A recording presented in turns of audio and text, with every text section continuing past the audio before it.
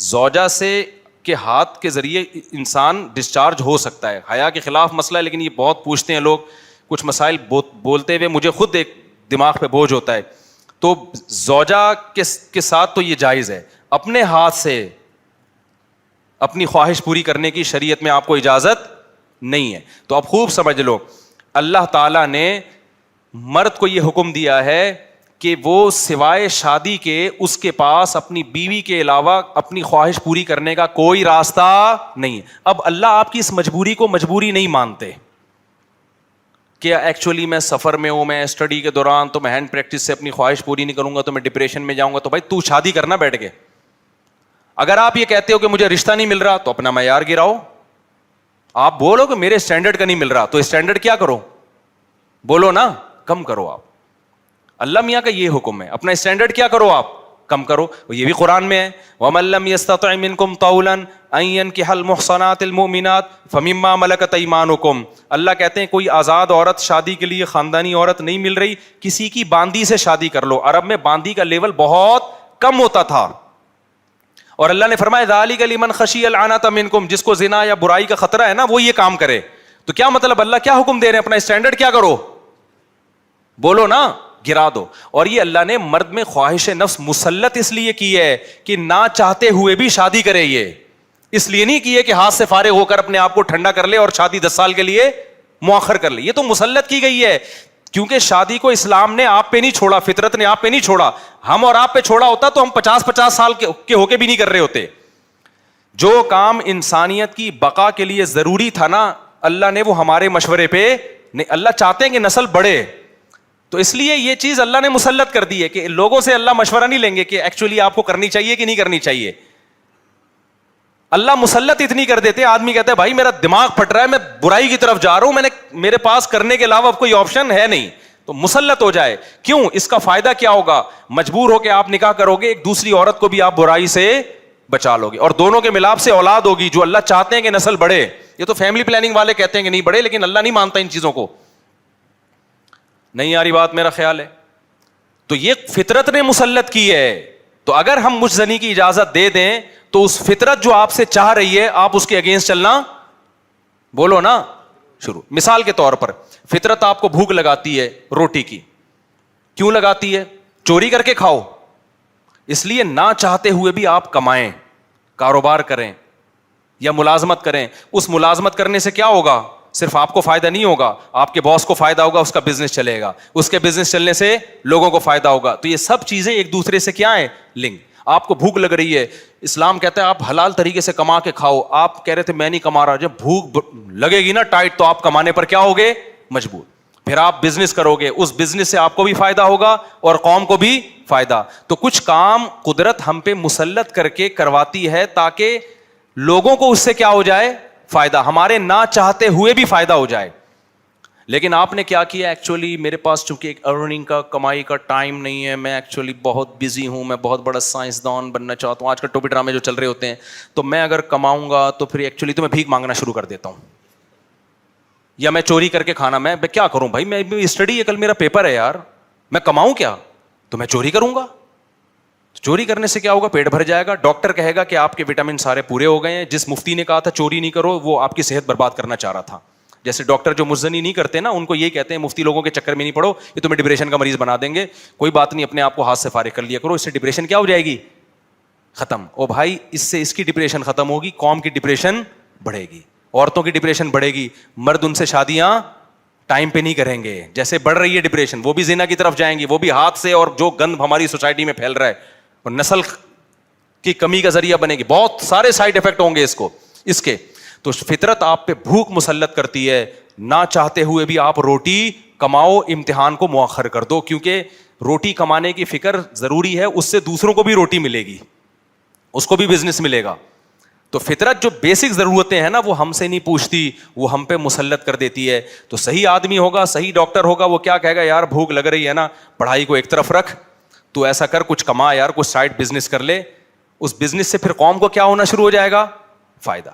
اگر فری پھوکٹ میں ملنا شروع ہو جائے تو وہ سارا سیٹ اپ کیا ہو جاتا ہے. تبھی تو میں اس کے خلاف ہوں, یہ جو دسترخوان لمبے لمبے بچھائے ہوئے ہوتے ہیں, امیر غریب کا فرق کیے بغیر کھلا رہے ہوتے ہیں, اس کا نقصان یہ ہے کہ لوگ اپاہج بن جاتے ہیں. پھر ملازمت کرنا چھوڑ دیتے ہیں, مزدوری مہنگی ہو جاتی ہے, کیونکہ مزدوروں کو جب فری میں اتنا مل رہا ہوتا ہے وہ کہتے ہیں اب ہمیں ضرورت کیا. ہاں کہیں ایسے مزدور ہوں جن کی دہاڑیاں کم ہوں, وہ ایک الگ بات ہے. تو اب سمجھے اسلام اور دین فطرت ایک ہی چیز کے دو نام ہیں. تو اللہ میاں نے جب حکم دے دیا ہمیں کہ تمہارے پاس نکاح کے علاوہ کوئی راستہ نہیں ہے, تو اٹ مینز اب کوئی راستہ نہیں. اگر کسی کو لت پڑ چکی ہے تو توبہ کرے, عادت چھوڑنے کی کوشش کرے. وہ دفعہ ایئرپورٹ پہ خاتون نے پوچھا کہ بھئی ہمارے شوہر جو ہیں وہ ایک سال کے لیے ملک سے باہر رہتے ہیں, تو ہمارے لیے یہ تو نیچرل ہے نا. وہ کہتی ہیں ہمیں پھر برائی کے خیالات آنا شروع ہوتے ہیں. تو انہوں نے کچھ سوال پوچھے, وہ حیا کے خلاف ہیں, میں اس کو نہیں یہاں ڈسکس کر سکتا. میں نے ان سے کہا میاں کے علاوہ آپ کے پاس کوئی راستہ نہیں ہے اپنی خواہش پوری کرنے کا. تو وہ کہنے لگے پھر ہم کیا کریں, میاں بھی مجبور ہے. وہ کہہ رہے میں کیسے, اور اپنے ساتھ رکھ نہیں سکتا میاں, کیونکہ جو ہے وہ اس کے پاس اتنی تنخواہ نہیں ہے کہ بیوی کو رکھ سکے. تو چند کیس ایسے ہوتے ہیں. اصولی طور پر تو میاں کو چاہیے اللہ پہ توکل کرے, غریب بھی ہے نا اپنے ساتھ اپنی بیوی کو رکھے.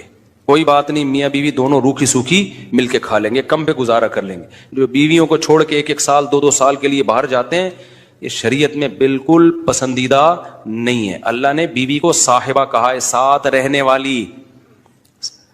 رہنے والی. مجھے وزیر آباد میں 1 مہینہ رہنا تھا, یہ بات ہوگی 2006 یا 2007 کی. انہوں نے کہا کہ 1 مہینہ آپ نے یہاں اسٹے کرنا ہے. بیانات کے سلسلے میں نا مسجد 1 مہینے کے لیے میرے حوالے کی تھی. تو میں نے کہا بھائی میں تو بیگم کے بغیر 1 مہینہ نہیں رہ سکتا, بچے بھی تھے میرے. تو میں نے کہا 1 مہینہ میں نہیں رہ سکتا, مجھے بیگم بچے چاہیے, ان کا بھی ٹکٹ دو تو میں یہاں رہوں گا, ورنہ نہیں رہوں گا. تو انہوں نے پھر بیگم بچوں کا بھی ٹکٹ دیا. وہ گھر والوں کے ساتھ رہ لیتے ہیں آدمی تمیز سے, ورنہ بیگم کے بغیر ہمارے لیے تو بڑا مشکل ہے اتنا لمبا عرصہ رہنا. مجبوری میں رہنا پڑتا ہے تو ایک الگ بات ہے, لیکن ہے مشکل کام. چاہے کتنے بھی آدمی کے میاں بیوی میں جھگڑے ہو نا, نہیں رہ سکتا بھائی. تو 1 سال کے لیے پتہ نہیں کیسے رہ لیتے ہیں لوگ بیگم کے بغیر. ٹھیک ہے ان کی مجبوری ہوتی ہے, میں مانتا ہوں, لیکن اس میں کوشش کرو اللہ پہ توکل کرو. بیگم روکھی سوکھی کھا لیں گے, لیکن اللہ میاں نے بیگم کو صاحبہ کہا ہے قرآن میں. صاحبہ کا مطلب ساتھ رہنے والی. صاحبہ کا کیا مطلب ہے, ساتھ رہنے والی. تو اس کا مطلب جب شادی ہو گئی تو وہ پھول ترو کی طرح تمہارے ساتھ چپک گئی ہے. پھول ترو کی طرح اس لیے کہہ رہا ہوں کہ لوگ پسند نہیں کرتے, لیکن اللہ نے اس کو آپ کے ساتھ کیا کر دیا ہے, اب جہاں جاؤ گے بیگم صاحبہ ساتھ ہوں گی. شارٹ ٹائم کے لیے جانے کا الگ بات ہے, لانگ ٹائم کے لیے جانا ہے تو بیگم آپ کے ساتھ اللہ نے بولو چپکا دیے. وہ خود بھی گناہ سے بچے گی, تم بھی گناہ سے بچو گے. تو اس لیے یہ طریقہ ٹھیک نہیں ہے سال کے لیے میاں بیوی کا دور رہنا. اور پھر خواتین بھی پریشان ہوتی ہیں. تو گناہ کسی کے لیے بھی حلال نہیں ہے. میں نے اس خاتون سے کہا کہ 1 سال آپ کا شوہر باہر ہے, کیا اس کے لیے حلال ہے گناہ کرنا وہاں پہ؟ اس کے لیے حلال نہیں ہے تو آپ کے لیے بھی حلال نہیں. تو اللہ میاں نے صرف یہی رکھا ہے کہ ایک دوسرے کی خواہش پوری کر سکتے ہیں میاں بیوی, اس کے علاوہ ان کے پاس کوئی آپشن نہیں ہے. تو اب پھر بھی نہیں آ رہا میاں, تو میں نے ان خاتون کو یہ کہا کہ اپنے آپ کو بزی رکھیں. آپ کیا رکھیں بھائی, کوئی پازیٹیو ایکٹیویٹیز میں اپنے آپ کو کھپا دیں. ایسی موویز تو ویسے بھی ٹھیک نہیں ہے دیکھنا, خاص طور پہ فحش موویز دیکھنا, اور ٹک ٹاک پہ صبح شام بے حیائی. تو جب یہ انسان کی عادت ہے, جب وہ اپنے آپ کو کسی پازیٹیو کام میں لگا دیتا ہے نا, تو چند دن پھر یہ جھٹکے لگیں گے, اس کے بعد انسان نارمل. کئی لوگ ہیں جو 1 سال گھر سے باہر رہتے ہیں, مجبوری میں بیویاں بھی رہتی ہیں, وہ گناہ نہیں کرتے. وجہ کیا ہے کہ وہ سوچتے ہی نہیں نا اس بارے میں, وہ اپنے آپ کو بزی رکھتے ہیں, مصروف رکھتے ہیں. تبلیغی جماعت میں سال کے لیے لوگ جاتے ہیں. میں تو اس کو صحیح نہیں سمجھتا, بیگم کو, جوان بیوی کو چھوڑ کر جاؤ آپ. لیکن بہرحال جو جاتے ہیں تو وہ گناہ تھوڑی کرتے ہیں, بچے رہتے ہیں, کیونکہ وہ ایک خاص ترتیب میں اپنے آپ کو جوڑ چکے ہوتے ہیں. بہرحال یہ نہیں ہے اس کو. تبلیغی جماعت میں سال کے لیے جا رہے ہو, اگر شادی شدہ ہو بیگم کو بھی لے کے جاؤ ساتھ میں. ہم تو یہی کہتے ہیں تبلیغ والوں سے بھی, بھائی اگر سال کے لیے جا رہے ہو نا, تو یہ زمانہ بہت خطرناک زمانہ ہے. حضرت عمر نے جہاد میں نہیں چھوڑا تھا. عورت کے منہ میں ڈسچارج ہونا یہ بالکل حرام ہے, ناجائز ہے, گندگی ہے. اسلام میں اس کی قطعاً اجازت نہیں ہے. اور اگر ان ائمہ کا مذہب لیا جائے جو منی کو پاک سمجھتے ہیں, اس لیے میں یہ عرض کر رہا ہوں کہ بعض حضرات نے اس پہ فتویٰ دیا ہے کہ یہ چونکہ پاک ہے لہذا اگر یعنی کوئی شخص منہ میں بھی ڈسچارج ہو جائے تو یہ بھی جائز ہے. یہ 100% غلط فتویٰ ہے. اس لیے کہ جو حضرات اس کو پاک کہتے ہیں وہ بھی اس کو خبائث میں داخل کرتے ہیں, حرام چیزوں میں داخل کرتے ہیں. اس کا کھانا یا اس کا منہ میں ڈالنا وہ بھی جائز نہیں کہتے. تو اس لحاظ سے بھی یہ ناجائز ہے اور بہت ساری بیماریوں کا ذریعہ بھی ہے. دوسرا مسئلہ یہ ہے کہ اگر کوئی ڈسچارج نہیں ہوتا اورل سیکس کے ذریعے, تو اس کا شرعی حکم کیا ہے؟ تو اس کا حکم یہ ہے کہ یہ انتہائی سخت درجے کا مکروہ ہے, ناپسندیدہ عمل ہے. اور اس کے سخت درجے کے مکروہ اور حرام نہیں ہے لیکن بہت زیادہ ناپسندیدہ اور شریعت کے مزاج کے بالکل خلاف ہے، اور اسلامی کلچر میں اس کا کوئی تصور نہیں تھا. یہی وجہ ہے کہ فقہائے کرام کے ہاں اس چیز کا تذکرہ بہت ہی محدود پیمانے پر ملتا ہے. یہ اس کی علامت ہے کہ مسلمان معاشرہ اس چیز سے بالکل بھی واقف نہیں تھا کہ یہ کیا ہوتا ہے. تو یہ چیز غیروں سے آئی ہے، غیر مسلموں سے ہمارے معاشرے میں، جو ان کی موویز دیکھ دیکھ کے، فحش فلمیں دیکھ دیکھ کے نوجوانوں میں اس چیز نے سرایت کیا، ورنہ یہ انسان طبی طور پر اس عمل سے بہت زیادہ نفرت کرتا ہے. کوئی بھی شریف الطبع آدمی ذہنی طور پر اس کے لیے تیار نہیں ہوگا. تو میں پھر بھی یہ کہہ رہا ہوں کہ بہرحال علماء اس کو ناجائز اور حرام نہیں سمجھتے، اس لیے کہ میاں بیوی ایک دوسرے سے جس طرح سے چاہیں استمتاع کر سکتے ہیں، لیکن سخت ناپسندیدہ بہرحال ہے اور مکروہ چیز ہے، اور اس قابل نہیں ہے کہ اس کی حوصلہ افزائی کی جائے. یہ اس کے بارے میں ہے کہ جب یعنی جو ہے وہ ادخال کیا جائے اس فم کے اندر، اس جو ہے مرد اس میں باقاعدہ جو ہے وہ تلذذ حاصل کرے. اگر ایسا نہ ہو بلکہ باہر سے استمتاع کیا جائے، جیسے بعض جگہ ایسا ہوتا ہے کہ کیا نام ہے، عورت کو اس چیز سے گھن آتی ہے کہ وہ اپنے منہ میں اس گندگی کو لے کر جائے، تو پھر بعض شوہر زوجہ کو مجبور کرتے ہیں کسنگ وغیرہ پر، تو یہ کم درجے کی کراہت ہے. یعنی یہ بھی ناپسندیدہ تو ہے مگر یہ اس درجے کا مکروہ، اس درجے کا ناپسندیدہ نہیں ہے. دوسری بات یہ کہ یہ جو میں نے پوری ڈیٹیل بیان کی ہے، یہ اس صورت میں ہے اس کے مکروہ اور ناپسندیدہ ہونا کہ عورت اس کے لیے ذہنی طور پر آمادہ ہو.